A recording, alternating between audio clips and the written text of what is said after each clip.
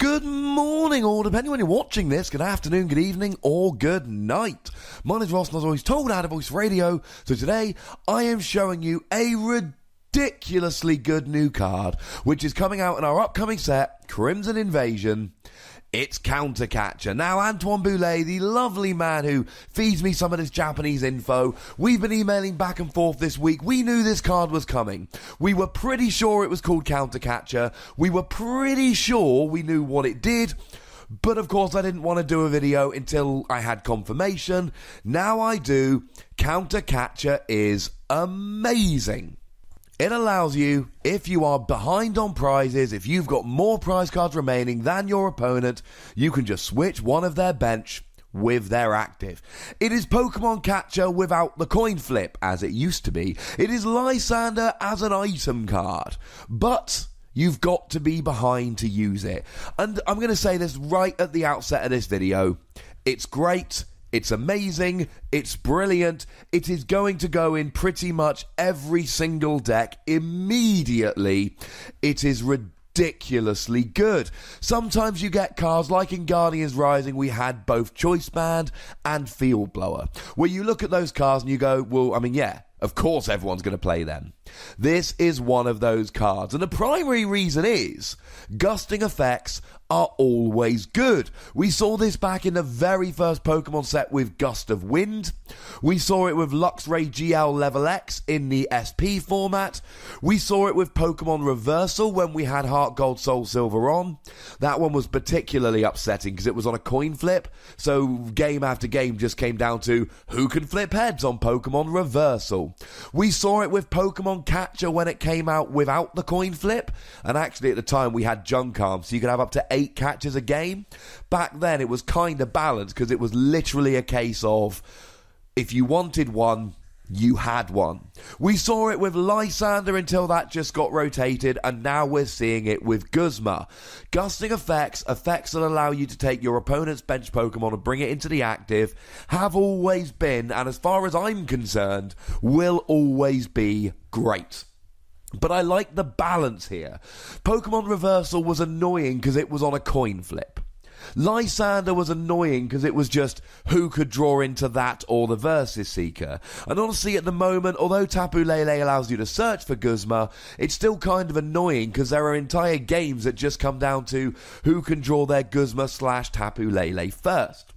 I like this because there is skill involved. It means that sometimes you can take a prize and then get punished for it. So you are going to see good players choose not to take a prize so that they don't open themselves up to Counter Catcher shenanigans. You are going to have to think very carefully, ladies and gentlemen, about the prizes you take and when you take them, and also predict what your opponent's going to do. We've all been there where we play a Gardevoir deck, but we don't quite have enough energy on the Gardevoir, so what we do is we keep it on the bench for now.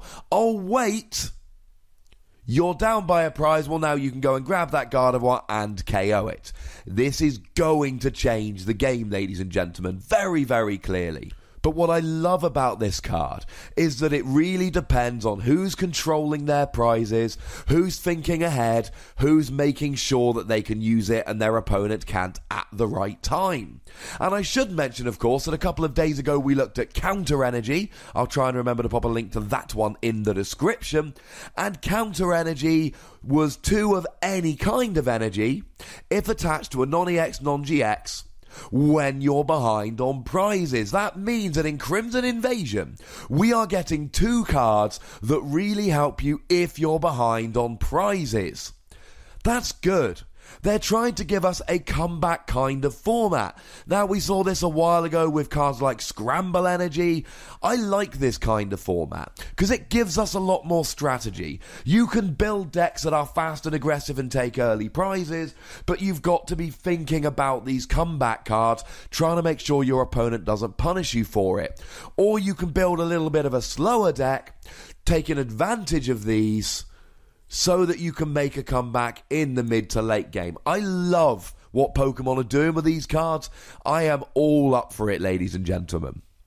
But what I also really like about this, kind of like we saw with Pokemon Catcher back in the day, this allows you to search for this gusting effect. So at the moment, if you need a Guzma for the win, you'd better have a Guzma or a Tapu Lele or something like an Ultra Ball that can search for a Tapu Lele. Now you can use Octillery to try and draw into it, but if you play a Sycamore, it doesn't matter what you draw, you can't then play a Guzma, one supporter per turn.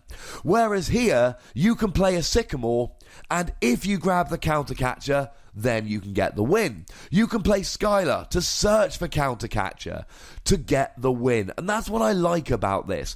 But again, it involves you setting yourself up for this. It involves you saving your Counter Catcher and the supporters that can search for it till the mid to late game. And with Versus Seeker going away, it's going to involve more Fortorn players in terms of making sure they've not only got the Counter Catcher in their deck for the win, but they've got the cards that will allow them to search for it if they don't draw into it. And this is going to create a very interesting dynamic when one player has one prize remaining and the other player has two prizes remaining. Because the player with two prizes remaining is behind. So they have access to Counter Catcher that they can use to KO a GX for the win.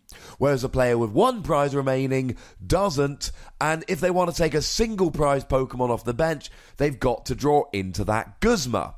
Although one thing I really like here is that if you're, for instance, down 3 prizes to 2, so you've got 3 prizes remaining, your opponent's got 2. What you can do here is use Counter Catcher to KO a GX, and then in comes Kartana GX. The GX attack for just 1 Metal Energy allows you to take a prize.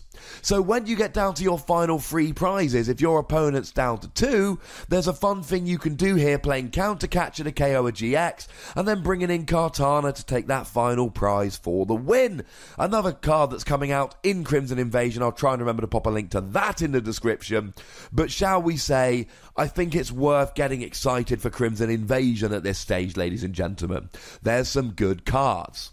Now, one thing Counter Catcher is going to do is make starter Pokemon a lot more important. We've got things like a Alolan Vulpix and the Beacon attack for 0 energy that allows you to search for 2 Pokemon. Diancie for 1 Fairy energy that allows you to just evolve one of your bench Pokemon from the deck. And then we've got cards like Yveltal and Volcanion that allow you to attach energy from the discard while doing a little bit of damage. And what's going to be great about this is that you sit there setting up, searching with Alolan Vulpix, evolving with Diancie, accelerating energy with Volcanion, and then when your opponent takes a KO, they are then behind on prizes, and they can use Counter Catcher. So there's going to be a weird cat and mouse thing going on here, where people are using starter Pokemon, and their opponent doesn't want to take a KO, for fear of then opening themselves up to having Counter Catcher used against them to take a GX. And if my opponent KOs my starter Pokemon when I'm a little bit set up, and then I go and use a Counter Catcher to take a GX that they're building up on their bench, taking 2 prizes and knocking out a far more important Pokemon, I've won that exchange. And don't forget that if you're the player that takes the first KO on a non-GX Pokemon, not only do you leave yourself open to a Counter Catcher in the early game, but of course, then you can KO 2 GXs, and you still don't win the game. You might have to KO a third. You open yourselves up to what's called the 7 prize game, where you've taken 5 prizes, but there's only a GX on the field, so you've actually got to take 7 to win the game. It means that starter Pokemon are going to be fun. No one's going to want to KO those starter Pokemon, so you're going to have an early game Guzma or something along those lines. Or maybe use something like an Alolan Ninetales to hit for 50 damage on the bench. And of course, one card which is great with Counter Catcher, really fun, it's Electrode. Electrode allows you to KO it, your opponent takes a prize, and you attach it as essentially a double lightning energy to one of your Pokemon. Get stuff rolling really nice and quickly. Maybe, for instance, Alolan Golem that we looked at yesterday, and of which I was pretty gosh darn fond. Well, here you get the extra bonus that you're now down a prize. So if you've got Counter Catcher in hand, you can KO your Electrode. get the energy acceleration, and have access immediately to countercatcher. So you're kind of giving up a prize to take 2 and get the energy acceleration, which means that it might actually be worth using Electrode now, whereas before we've all been a little bit too scared. Although while we're talking about Electrode, I need to mention a card from Crimson Invasion that I've already mentioned in this video. Kartana.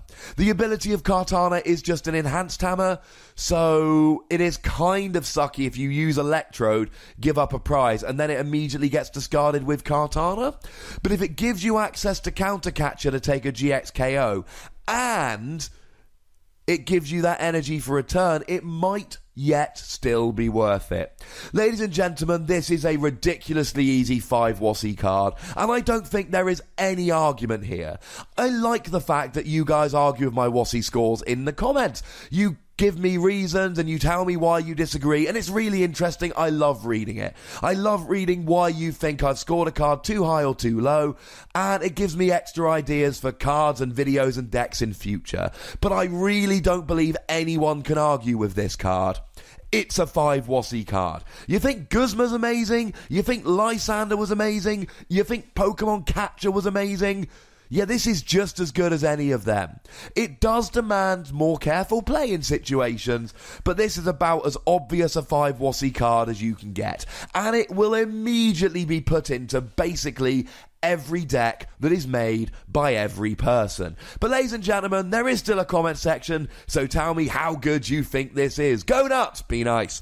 Make sure you like this video, subscribe to this channel, follow me on Twitter at the WOSSY, and Twitch for some live action at twitch.tv/PTCGRadio. That's where the live action is, and there's going to be a PTCGO stream at 2 p.m. UK time tomorrow. Come and join in. If you want to support the channel, get some bonus pods, etc., you can do so at patreon.com/PTCGRadio. But by far the most important thing, as always, look after yourselves until next time. Thank you very much for watching. My name's Ross, and you've been watching PTCG Radio.